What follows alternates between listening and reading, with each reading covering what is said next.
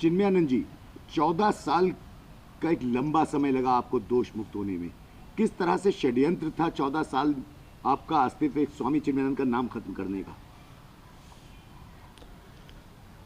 14 साल 2011 में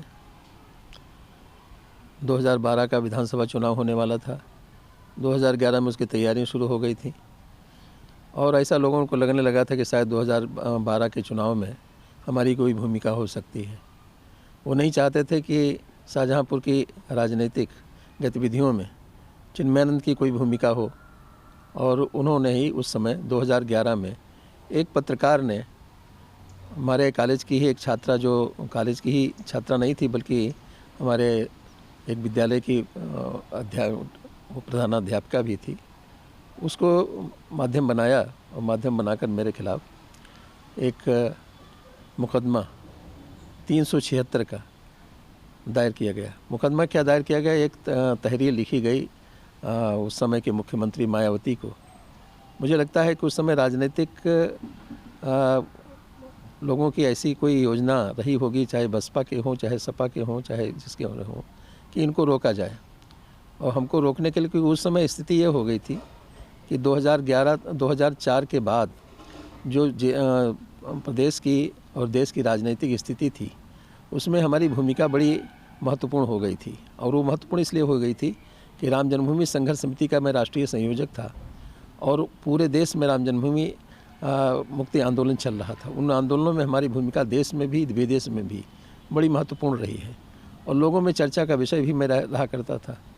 तो लोगों को लगा कि इनको राजनीतिक दृष्टि से रोकने का उपाय क्या हो सकता है। तो पहले मुझे रोकने की कोशिश की और 2011 में एक मुकदमा मुझ पर दायर हुआ।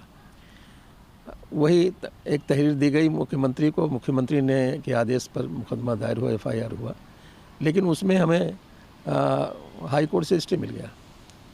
हाई कोर्ट से स्टे मिलने के बाद मैं अपने ढंग से सक्रिय रहा और इसी बीच में 2017 का चुनाव हुआ और योगी मुख्यमंत्री बने।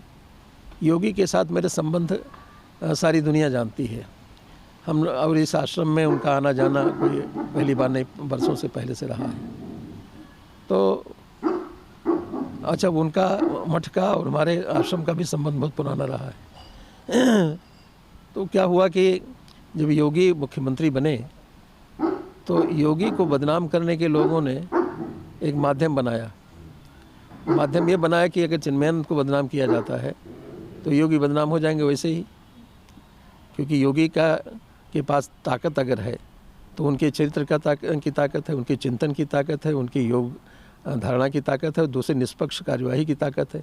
जो एक व्यक्तित्व, उनका विराट व्यक्तित्व लोगों के दिमाग में आया, तो जो विरोधी लोग थे उनको क्षति पहुंचाने के लिए क्या कर सकते थे, तो उनके निकटतम व्यक्तियों में मैं था, तो मुझे इस्तेमाल किया और मेरे ऊपर दूसरा मुकदमा, एक मुकदमा तो पहले चल ही रहा, दूसरा मुकदमा भी किया।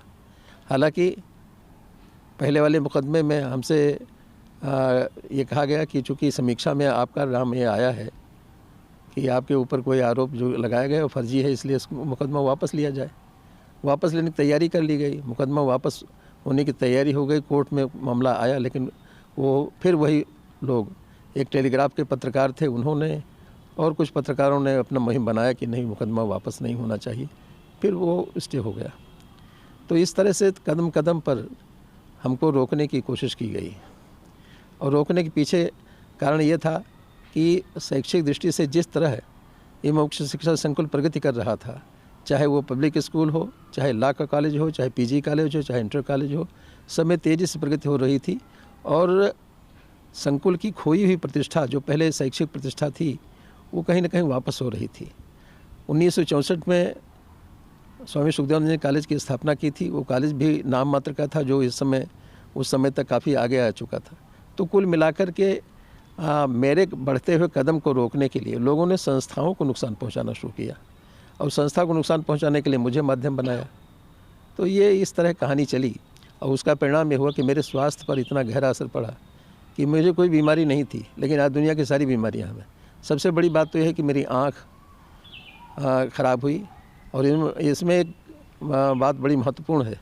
जब आँख का इलाज कराने के लिए मैं क्या है वो KGMC में गया तो आँख के डॉक्टर ने कहा कि आपका इलाज तो मेरे पास है, लेकिन माननीय मंत्री जी से आपको आदेश कराना पड़ेगा। माननीय मंत्री जी उस समय हमारे जनपद के ही थे, स्वास्थ्य मंत्री। जब उनसे अपेक्षा की गई और सिर्फ जनपद के थे या पार्टी के भी थे? अब वो मुख्यमंत्री तो जनपद के होते हैं, पार्टी के थोड़े होते हैं। तो वो कहा गया कि साहब वो उनकी अनुमति ना, और हमें वहाँ से एडमिट नहीं किया गया। आँख मेरी ख़राब ही हो गई, दाहिनी आँख ख़राब ही हो गई एक तरह से। तो इस तरह से स्वास्थ्य पर मेरे विपरीत असर पड़ा। लेकिन मैंने अपने बचे खुचे स्वास्थ्य को लेकर काम करने का जो हमारा तरीका था उसमें कोई कमी नहीं आने दी, और परिसर निरंतर प्रगति करता रहा। चाहे ओला कॉलेज हो, चाहे वो पीजी कॉलेज हो, चाहे इंटर कॉलेज हो, चाहे विश्वविद्यालय हो, वो SSMB हो, सब में प्रगति होती रही और एक अच्छा परिणाम देकर अच्छे ढंग से हम आगे बढ़ते रहे। बीच में विश्वविद्यालय की जो बात आई थी वो भी रह गई थी। अब वो फिर पटरी पर आ गई है, हम आगे बढ़ रहा है। मुझे लगता है कि 14 वर्ष भगवान राम को वनवास हुआ था, 14 वर्ष का हमें 4 महीने का कारावास भी इसमें रहा। अब मैं सोच भी नहीं सकता था कि योगी मुख्यमंत्री होंगे और मैं जेल में रहूँगा, लेकिन हुआ ऐसा सब कुछ। तो कुल मिलाकर के मेरे व्यक्तित्व को विकृत करने के लिए कोशिश करने में संस्था को क्षति पहुंचाने की कोशिश की गई। लेकिन हम अपने अध्यापकों की, अपने सहयोगियों की, अपने प्रबंध समिति के अधिकारियों सदस्यों की बार बार भूरी भूरी प्रशंसा करते हैं कि वो विचलित नहीं हुए और शिक्षा के इस अभियान में वो निरंतर हमारे उद्देश्यों को लेकर काम करते रहे। इसलिए हमारी प्रगति प्रभावित नहीं हुई, प्रगति तो चलती रही। और आज इस परिणाम पर हम इस मुकाम पहुँचे हैं कि विश्वविद्यालय की स्थिति करीब करीब बन रही है। मुझे लगता है कि इसी बजट सत्र में विश्वविद्यालय की बिल भी आ सकती है।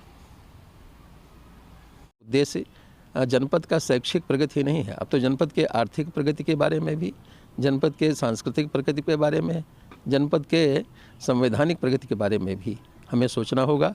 और हमारे पास तो टीम है, हमारे पास इस समय आप कुल मिलाकर के सभी संस्थाओं मिलाकर करीब 12,000 छात्र हैं, करीब 450 के लगभग अध्यापक हैं। सभी एकजुट के काम कर रहे हैं, हमारे साथ काम कर रहे हैं, कोई हमारे खिलाफ नहीं है, सभी हमारे साथ हैं। और जब इतनी बड़ी पढ़े लिखे लोगों की ताकत हमारे साथ में है तो हम कुछ भी करना चाहेंगे जनपद में, सकारात्मक पॉजिटिव कुछ करना चाहें तो कोई रोक नहीं सकता। हम पॉजिटिव करना चाहे करेंगे। जो विरोधी थे वो कोई हरकत नहीं करेंगे, और इस 14 साल के बाद अब शाहजहांपुर को आप क्या कुछ सौगातें नहीं दिला? ऐसा है कि जिनकी जो प्रवृत्ति है उनके बारे में वही कह सकते हैं कि उनकी प्रवृत्ति रहेगी नहीं रहेगी, वो जाने, उनका काम जाने। हालांकि उनको मेरे विरुद्ध षड्यंत्र करने का, मेरे विरुद्ध साजिश करने का राजनीतिक पुरस्कार मिला है, अच्छा पुरस्कार मिला, राजनीतिक पुरस्कार। वो मंत्री बन गए हैं, पदों पर पहुंच गए हैं। हमें मंत्री बनने से रोका, हमें सांसद बनने से रोका, हमें संसद में जाने से रोका, हमें विधानसभा में जाने से रोका, हमें राजनीतिक जिम्मेदारियों से। मैं आज निश्चित है कि अगर मेरे ऊपर ये आरोप न होते तो मैं किसी प्रदेश का गवर्नर होता या राज्यसभा का सदस्य होता, लेकिन हमको ऐसा होने से रोका गया, क्योंकि ऐसा इन आरोपों के रहते हुए न मैं संसद का सदस्य हो सकता था, न किसी प्रदेश का गवर्नर हो सकता था। इसलिए राजनीतिक प्रगति के रास्ते में हमारे बाधा पहुंचाई गई, और इसीलिए घटिया आरोप लगाए गए जिसके द्वारा हम समाज में जलील भी हों और संवैधानिक दृष्टि से कमज़ोर भी हों। लेकिन क्या मानते हैं? देखिए यहाँ जो विदेशी आक्रांता आए थे उन्होंने यहाँ के धर्म स्थानों को नुकसान पहुँचाने की भरपूर कोशिश की, और उत्तर से लेकर दक्षिण तक तमाम ऐसे ऐतिहासिक महत्व के मंदिर तोड़े गए। क्योंकि राम, कृष्ण और शिव इस देश की आस्था के ऐसे सूत्र हैं जिनके प्रति जन साधारण में भी गहरी आस्था होती है। विदेशी आक्रांताओं को लगा कि यहाँ की ताकत वो राजाओं के पास नहीं है, यहाँ की ताकत शासकों के पास नहीं है, बल्कि यहाँ की ताकत मंदिरों में है, मंदिरों के प्रति रास्ता रखने वाले लोगों में है। इसलिए इनको चोट पहुँचाने के लिए, इनके मनोबल को तोड़ने के लिए, इनके स्वाभिमान को तोड़ने के लिए मंदिरों पर हमला किया गया। और मंदिर तोड़े नहीं गए, मंदिर तोड़ करके उसे पूरी तरह ध्वस्त नहीं किया गया, आधा अधूरा छोड़ दिया गया, जिससे हिंदू जनता पीड़ित महसूस करे और अपने को पराजित महसूस करे कि हम पराजित लोग हैं। तो इस तरह से उन्होंने मंदिरों को तोड़े। अब सवाल यह है कि आज़ादी के 75 वर्ष बाद देश उसको भूला। 1528 से कभी नहीं भूले लोग राम मंदिर को, ऐसे कृष्ण जन्मभूमि कभी नहीं भूले। वहाँ लोगों ने कुछ भी किया हो, लेकिन हिंदुओं ने अपनी आस्था हमेशा व्यक्त की है। इसलिए आस्था के वो सूत्र जो गुलामी के समय हमारे हाथ से छिन गए थे और 75 वर्ष के बाद हम नहीं कुछ कर पाए थे, उस पर काम शुरू हुआ है। और मैं समझता हूँ कि उन सभी स्थानों की खोज होनी चाहिए, ख़ास तौर से रामकृष्ण और शिव, चाहे वो काशी का ज्ञानवापी मंदिर हो, चाहे मथुरा का श्री कृष्ण मंदिर हो, और अयोध्या का काम तो पूरा हो ही चुका है। मुझे लगता है कि आने वाले समय में हम सभी उन खोए हुए स्थानों को, खोई हुई प्रतिष्ठा को, जो गुलामी के समय में हमारे देश की पहचान को मिटाने की कोशिश की गई, जो सम्मान को मिटाने की कोशिश की गई, जो स्वाभिमान को मिटाने की कोशिश की, उसे पुनर्जीवन करने का समय आ गया है। अब देश करवट ले रहा है, देश का आम आदमी करवट ले रहा है। इस समय योगी और मोदी के नेतृत्व में देश जिस सीमा से करवट ले रहा है, जिस समय से परिवर्तन कर रहा है, आर्थिक क्षेत्र में, सामाजिक क्षेत्र में, सांस्कृतिक क्षेत्र में, धार्मिक और आध्यात्मिक हर क्षेत्र में वे लोग आगे बढ़ रहे हैं और देश उनके साथ खड़ा है।